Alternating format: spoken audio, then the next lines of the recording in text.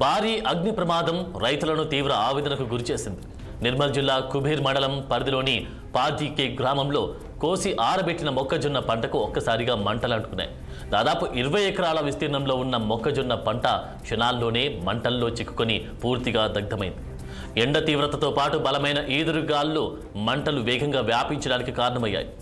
మంటలు గమనించిన రైతులు, స్థానికులు వెంటనే ఆర్పేందుకు ప్రయత్నించినప్పటికీ గాలుల దాటికి అవి అదుపులోకి రాలేదు. ఈ ఘటనలో భారీ పంట నష్టం జరిగినట్టు తెలుస్తోంది. అగ్ని ప్రమాదానికి గల ఖచ్చితమైన కారణాలు ఇంకా తెలియరాలేదు. కళ్ల ముందే చేతికొచ్చిన పంట బూడిద కావడంతో రైతులు తీవ్ర ఆవేదన వ్యక్తం చేస్తున్నారు.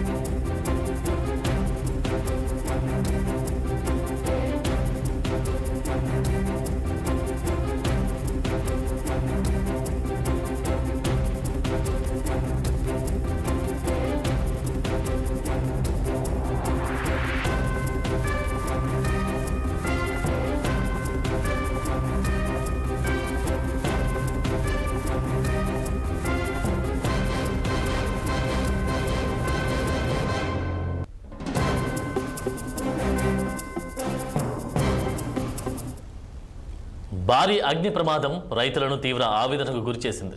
నిర్మల్ జిల్లా కుబీర్ మండలం పరిధిలోని పార్జీకే గ్రామంలో కోసి ఆరబెట్టిన మొక్కజొన్న పంటకు ఒక్కసారిగా మంటలు అంటుకున్నాయి.